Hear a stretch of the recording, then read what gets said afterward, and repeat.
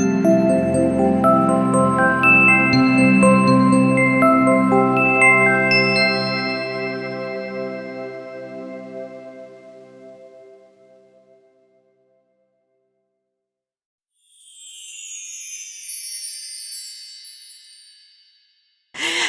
this is the Halfling, and I am here at the Richmond Main Branch Public Library, and today we're talking with Beth Norris.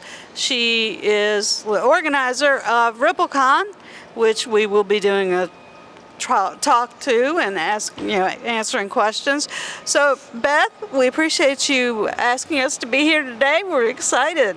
We appreciate you guys coming. This is our first ever RippleCon, so it's been a little bit crazy in the making, I assure you. We understand. We have put on a convention ourselves. Yes. So we understand the challenge. So what can attendees expect today? Well, when they first come in, they'll get a map of everything that's happening at RippleCon. We have vendors, we have kids crafts, we have Smash Brothers going on, we have panel talks, as you know, because you're going to be one of our panelists. Yeah. We have workshops going on. So there's a little something for everyone. And you get a little swag bag when you sign in. So that's pretty cool. And then the most important thing, our cosplay contest at the end of the day, which we're doing 3 different levels: beginners, intermediate, and advanced. Okay. So our beginner level is anybody who makes a costume here at the library. And then intermediate and advanced are those people that come with costumes on, and they get to decide which level they think they need to begin. Okay. Wow, that sounds And cash awesome. prizes for those too. I totally forgot that part. Oh, really? Yes. Nice. Okay. All right. Well, that's very cool. That's very cool. Do you have any idea of what your expected attendance might be? Well, you know, at the library, we can never, ever figure out like what our attendance is. We're hoping for at least 200. Oh, wow. Okay. But we'll see, you know, we just never know. Yeah. Okay. Well, how long have you actually been with the library? I've been working with the library since 2010, so 12 years now, going on 13. And like I said, this is our first ever one. And this kind of came about because one of our other youth service associates is a member of the 501st and Rebel Legion. And she was like, can we please have a Comic-Con? Okay. And so, you know, we all thought, that's a good idea. Let's get together and see if we can make it happen. Sure. Yeah. Sure. I imagine that has probably been a big team effort to get everything together. Yes, absolutely. There's a lot of moving parts to this. And while we were talking before this, you had a volunteer call with wanting to bring some stuff in or something. So how many volunteers do you actually have? So we currently have 10 volunteers, and then of course our library employees. So everybody's got a little action going on. But we did make it so that if they're volunteering in a cosplay costume area, they didn't have to be there that long because there's some panel talks and things that they want to go and see. So we're trying to make it, you know, fair for everyone. So everybody only has a little bit of work time and then a lot of play time. Nice. Well, thank you so much for taking the time to join us outside here this morning. Thankfully, it's not raining. I know, right? We kind of got lucky. A little humid, but we're good. And I appreciate you guys coming and joining our very first ever RippleCon. Well, we're hoping that it's a great success for you and looking forward to the next one. Oh, yes, thanks. We are too. Great. Well, I guess we will see you inside, and thanks again so much for taking the time. Yeah, no problem. See you guys soon. All right.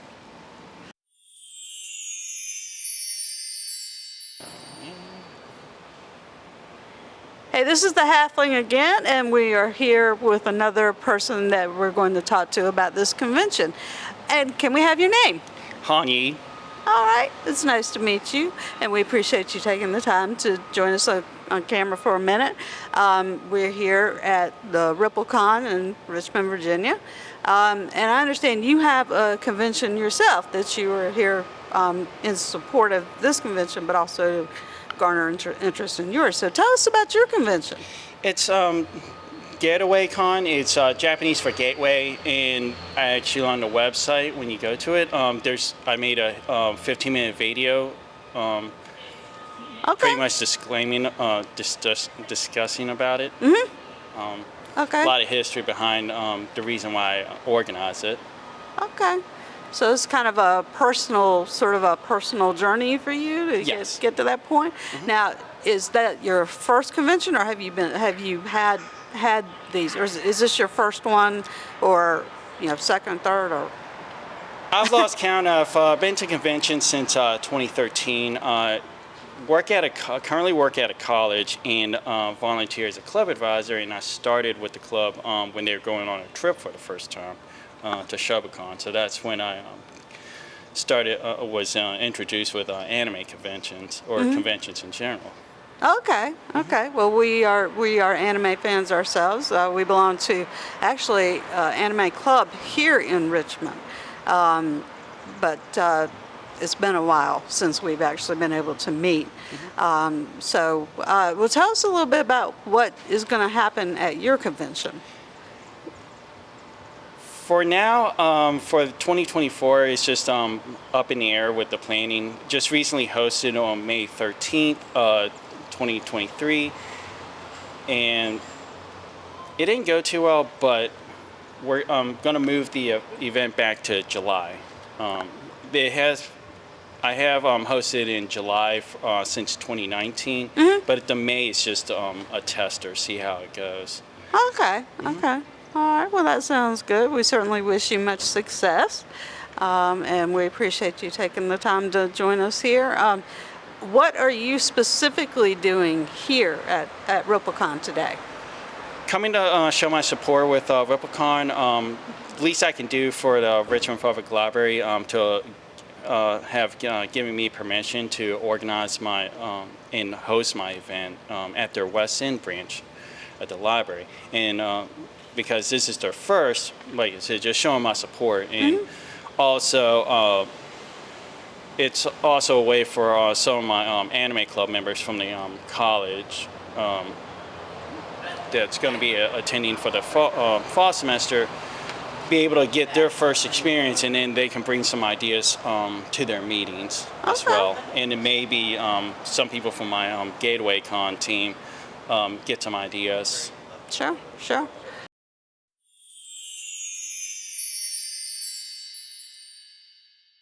Hey, this is the Halfling again. You're probably getting a little tired of me, but I'm here with Jenny, and she's going to tell us a little bit about the convention that she's got going on. She's here also at RippleCon in Richmond, Virginia. So, hi, Jenny. How are you? Good. How are you doing today? I'm doing good. Excellent. Doing good. We appreciate you taking a little time to talk with us. So, you are here as part of the RippleCon, but you've got your own convention that you're promoting as well. So tell us a little bit about the convention.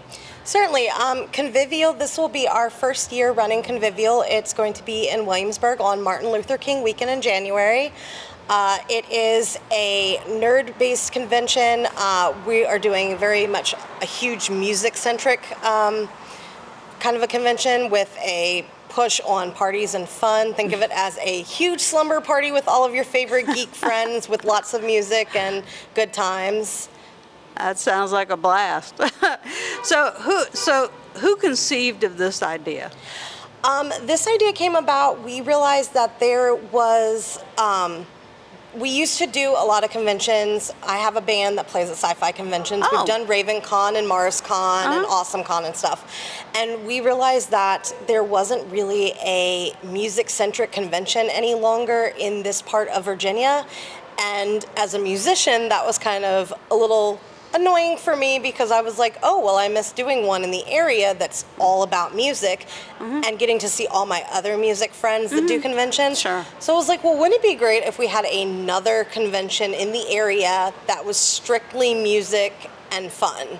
Didn't have a whole lot of literary, because we already have that with RippleCon. Sure. And we don't want to compete with that because I love going to RippleCon as well. Yeah, we do too. So I was like, well, let's do something that's completely different. And so this is going to be more relaxed. It's going to be more jovial and fun, and there's not going to be a huge push on literature, but there is going to be a huge push on music. And that was how it came about, was the idea that we really have a need for this now. And I talked to a couple of friends and a couple of musicians that had been doing the concert at like Jonah Knight, and it just started out as an idea, and then the next thing I knew, they were like, okay, so you're running a convention. And I was like, oh, am I? Oh, is that what this is? So that's how that happened. It started as kind of a conversation and a joke, and ended with me running a convention. It's funny how that happened. Yeah. We had a very similar story. I won't go into it now, but essentially we accidentally ended up running a convention. But so it's a very music centric convention. But what exactly does that mean? I mean, what sort of events, if there are really any events, or is it just? So we'll have concerts. We're gonna have musicians on different levels. So we'll have some bigger named kind of con musicians. We'll also have some newer kind of filkers. The idea is community. We want to be able to build up people that are just starting out to get them to the spot where they are able to be featured guests at other conventions, kind of give them their start. And we're also going to have, we have some literary guests that are coming as well, just because we're trying to have a little bit of everything. We're going to have a dance party. There's going to be some karaoke. It's basically just going to be a good time all weekend. Sounds great. It really does. So besides promoting that today, are you doing any of the events that are featured here at this convention? No, I'm just actually helping run the table for RippleCon and for ConVivial today. Oh, okay. Well, we appreciate you taking the time to talk with us, and it's nice to meet you, and we might see you in January. Hopefully, I look forward to it. That's great. Well, again, thank you for joining us today, and we hope that by you being here today, that this will garner a little more awareness of it, and hopefully you guys will get a good attendance. Yeah, we're looking forward to a good first year. Yeah, awesome. Well, we wish you much success. Thank you. All right, this is the Halfling.